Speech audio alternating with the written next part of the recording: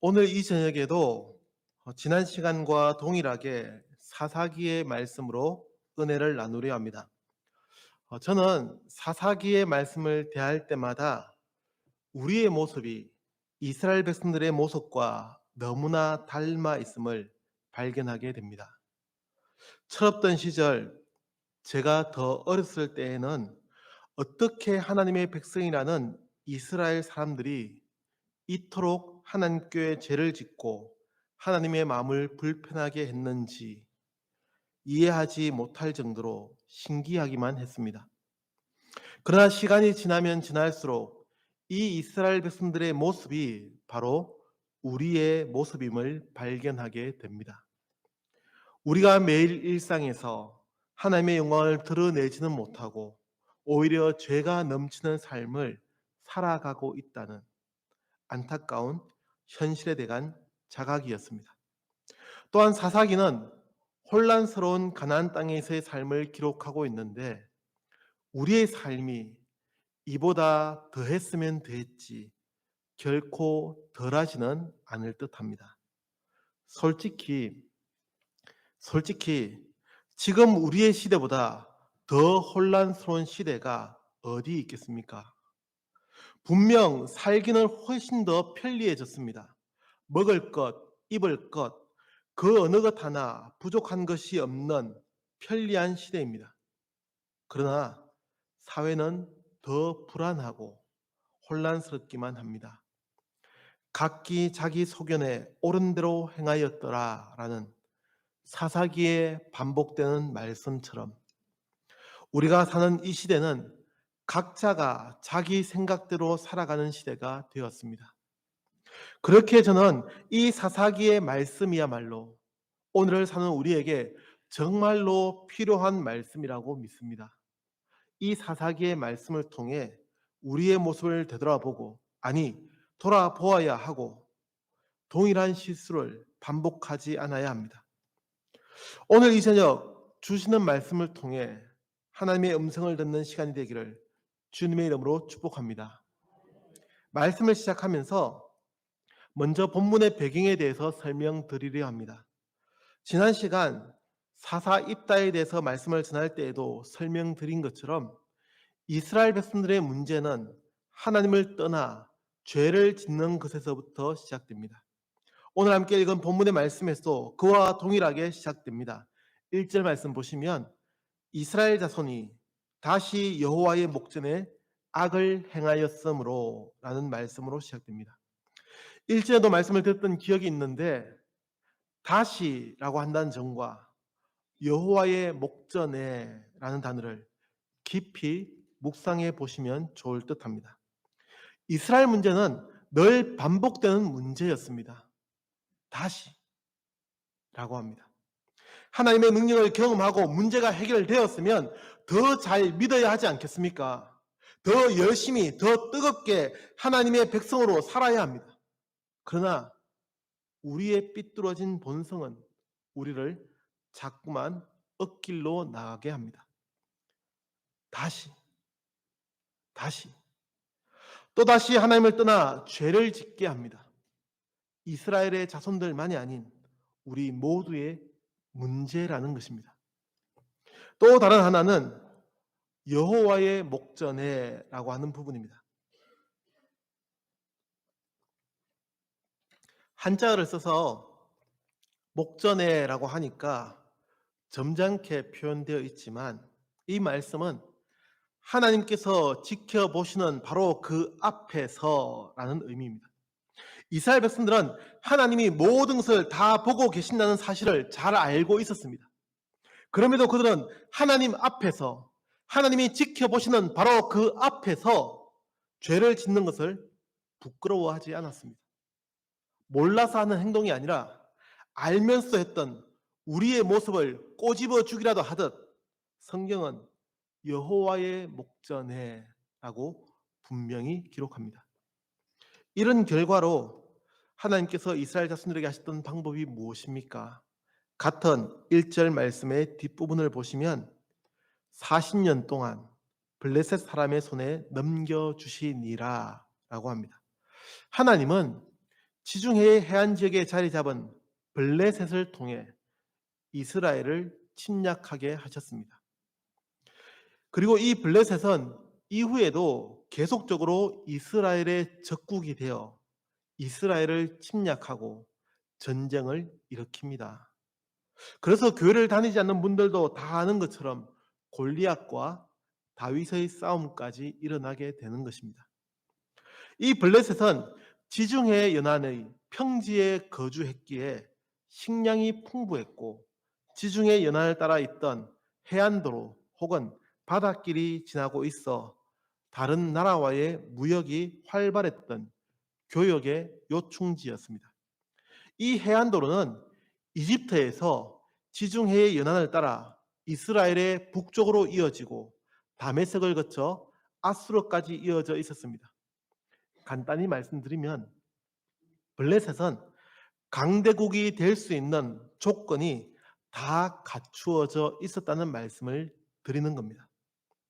지중해 바다와 접해 있고 평지가 있어 농지가 풍부하며 고대부터 주요국을 잇는 도로가 지나는 나라였습니다. 그러니 어업이면 어업, 농업이면 농업, 무역까지 부족할 것이 없는 나라로 성장해 가고 있었습니다. 그러니 이제 막 가나안 땅에 정착하기 시작한 이스라엘에게는 얼마나 위협적인 존재였는지 모릅니다. 블레셋은 이런 강한 국력을 바탕으로 가나안 땅, 즉 팔레스타인의 전 지역을 다스리려고 계속적인 침략 전쟁을 일으킵니다. 또 하나, 당시의 시대적 상황을 말씀드리면 이스라엘 자손이 가나안 땅에 정착한 이후 단 지파가 분배받은 지역은 지중해 연안의 해안 지역이었습니다. 그러다 보니 블레셋이 강성해지면 단 지파와의 영역 다툼도 끊이지 않았습니다. 유다 지파의 땅도 블레셋과 일정 부분이 겹쳤지만 유다는 높은 산지까지 같이 분배를 받았고 그래서 해안 지역에서 밀려나면 산지로 옮겨가서 살면 되었습니다. 그러나 단 지파는 더 이상 갈 수 있는 장소가 없었습니다. 그러니 이후 사사기 18장에서는 이 단 지파가 다른 지역으로 이주하기 위해 정탐꾼을 보내는 내용과 에브라임 산지의 미가와 함께 있던 그 레위인을 데리고 간 이야기가 기록되는 겁니다. 블레셋이 점점 강성해지면서 더 이상 단 지파는 원래 분배받은 그 지역에서 거주하지 못하고 갈릴리 북쪽 지역의 땅으로 옮겨가서 살게 됩니다. 그래서 성경 안에 있는 지도를 보시면 어떤 지도에는 단 지파가 분배받은 땅이 지중해 지역에도 있고 갈릴리 호수 위쪽 지역에도 같이 표시되어 있기도 합니다. 아무튼 이런 시대에 단 지파의 소라 땅에 살던 마노아라는 사람의 이야기가 본문의 이야기로 기록됩니다. 이 마노아는 자녀가 없었지만 하나님의 은혜로 아들을 얻게 되는데 그 아이의 이름이 우리 스님들도 잘 아시는 삼손입니다. 오늘 본문의 주인공이기도 하고 이스라엘의 마지막 12번째 사사입니다. 삼손의 특징에 대해서 말씀드리면 삼손은 나실인이었습니다. 나실인이라고 함은 구별된 사람으로 하나님께 헌신한 자를 가리킵니다. 바친다 또는 헌신하다라는 뜻을 가지고 있습니다. 하나님께서는 이스라엘 백성들에게 일정 기간 혹은 일평생을 하나님을 섬기기 위하여 헌신할 수 있는 서약 제도를 만들어 주셨는데 그것이 바로 나실인 제도였습니다. 이에 대해서는 민수기 6장 1절에서 21절까지 자세히 기록하고 있습니다. 나실인의 의무로는 포도주와 독주를 마시지 않아야 했고 발효된 음식도 금지되었습니다. 또 포도나무에서 나는 것을 가까이 하지 않아야 했고 머리카락을 자르지 않았으며 죽은 시체를 만지지 않도록 했습니다. 혹여나 이런 의무 중에 하나라도 어기게 되면 장기간의 정결 예식을 행해야 했고 몇 가지의 과정을 거친 후에 다시 나실인으로 생활하도록 하였습니다.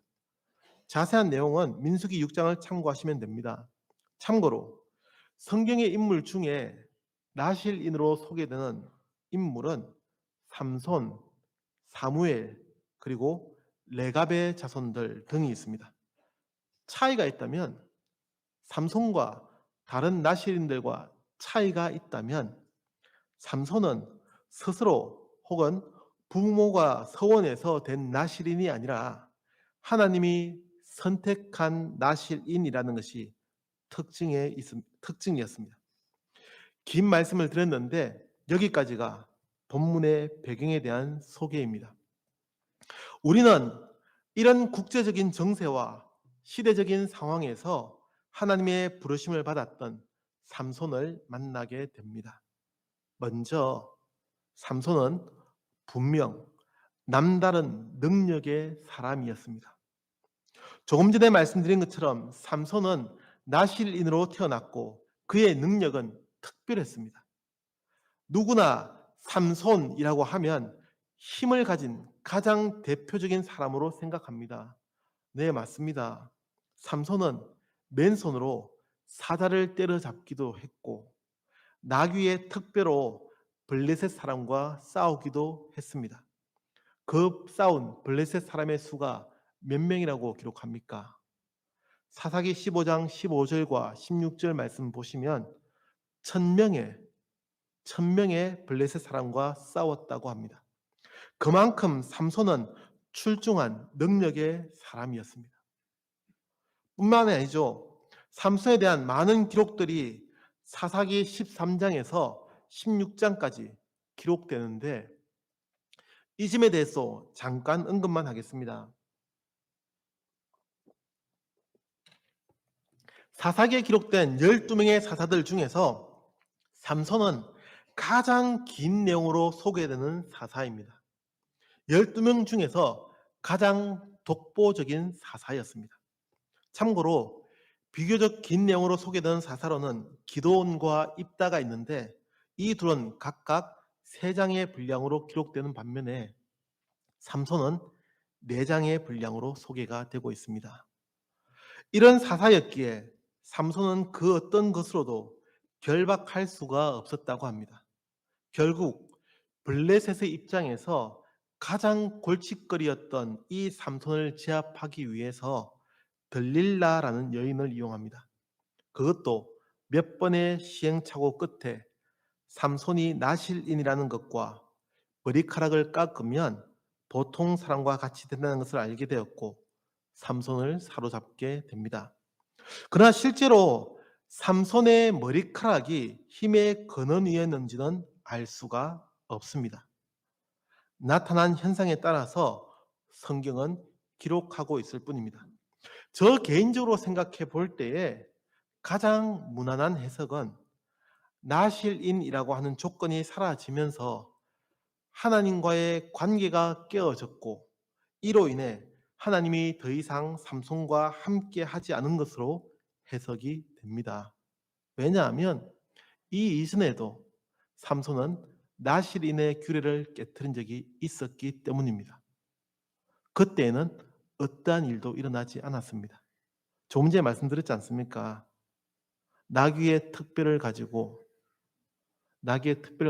블레셋 사람을 죽였다고, 또 사자도 찢어서 죽였다고 합니다.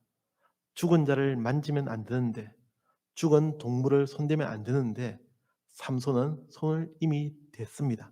그럼에도 불구하고 하나님과의 관계는 아무런 변화도 일어나지 않았기 때문입니다. 하나님이 함께 하지 않으면 아무리 삼손이라고 해도, 아니 삼손의 할아버지라고 해도 보통의 사람과 다를 것이 없어지는 겁니다.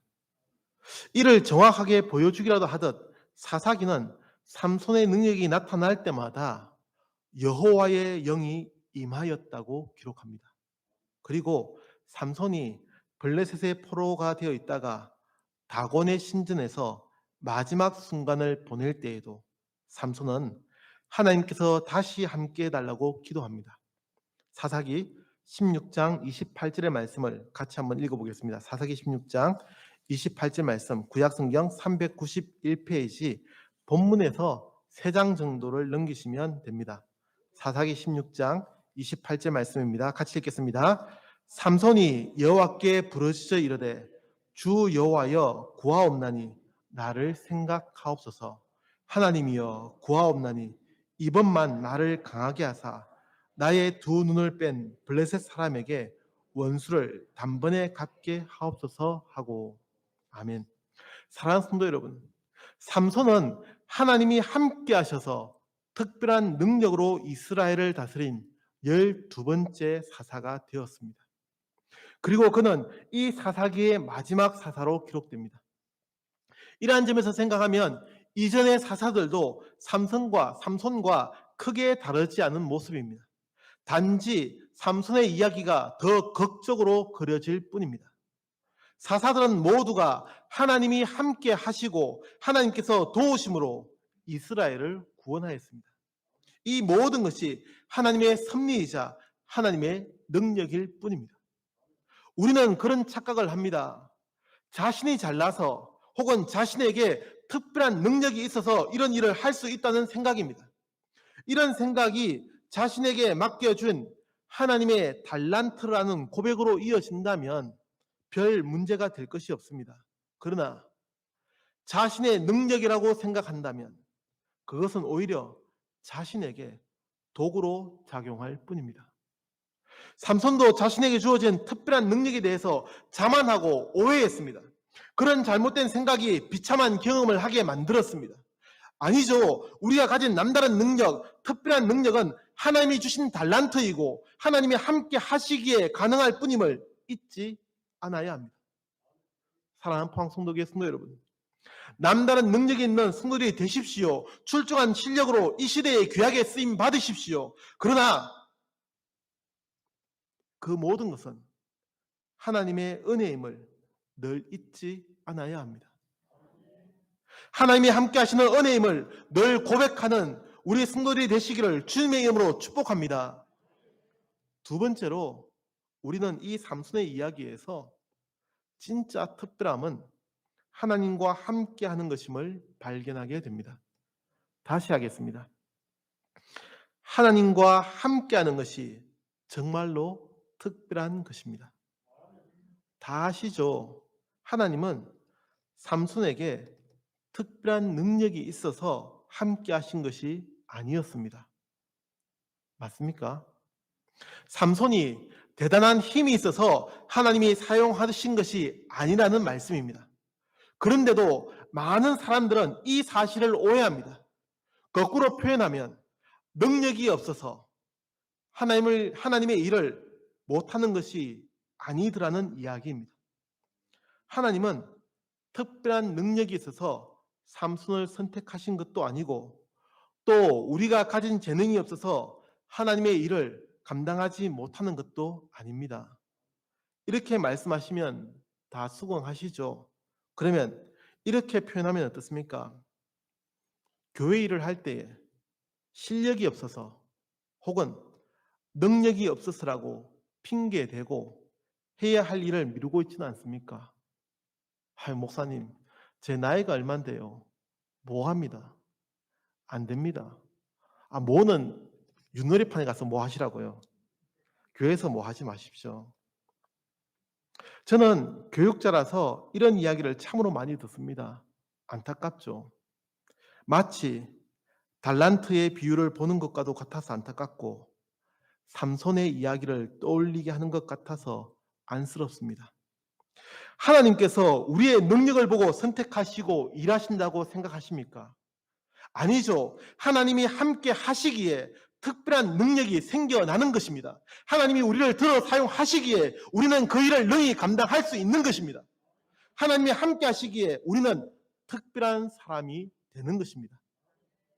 우리 성도님들은 그리스도인으로 사는 것이 어떤 것이라고 생각하십니까? 능력 있는 자가 되어 사는 것입니까?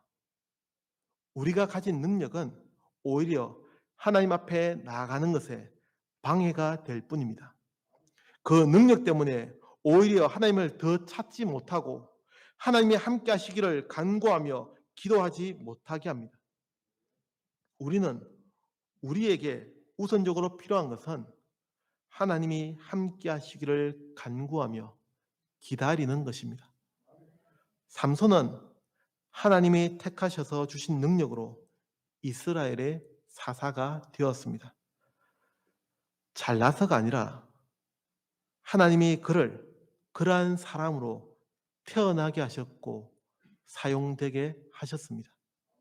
사랑하는 성도 여러분, 그리스도인은 자신이 가진 능력이 하나님께로부터 왔음을 고백하는 자입니다. 그 능력으로 자신의 욕심을 이루려는 자가 아니라 하나님이 원하시는 일을 하는 자입니다. 자신이 가진 재능과 힘을 자신을 위해 사용할 때에 삼손은 능력을 빼앗겼고 사로잡히고 말았습니다. 그리스도인에게 중요한 것은 하나님과 동행하는 것입니다. 하나님이 함께하지 않으면, 하나님과 함께하지 않으면 우리가 가진 능력이 오히려 독이 되기도 합니다. 하나님으로부터 멀어지는 도구가 될 뿐입니다. 오늘 저녁 수요 예배에 함께하는 성도 여러분, 하나님과 동행하는 성도들이 되십시오. 하나님께서 함께하는 것이 우리의 가장 큰 은혜입니다. 그래서 오늘 저녁 이 시간의 제목을 함께하는 인생이라고 정했습니다. 삼손은 비록 실수하고 말았지만 오늘 저녁을 함께하는 우리 성도님들은 결코 실수하지 않고 하나님과 함께하는 인생이 되기를 기도합니다. 하나님께서 우리와 함께하는 것이 가장 큰 은혜이고 또한 우리를 더 특별하게 만들고 있음을 날마다 고백하는 우리 성도들이 되기를 주님의 이름으로 축복합니다. 기도하겠습니다. 살아계신 하나님, 사사기의 말씀을 통해서 우리의 모습을 발견하게 됩니다. 하나님, 하나님과 함께하는 것이 은혜이고 하나님께서 함께 하시기에 우리가 더 특별해질 수 있음을 잊지 않게 하옵소서. 하나님, 우리의 힘으로가 아니라 하나님께서 함께 하셔서 우리에게 주어진 이 삶을, 우리에게 주어진 이 의무를, 우리에게 주어진 이 사명을 잘 감당할 수 있도록 도와주옵소서. 예수님의 이름으로 기도합니다. 아멘.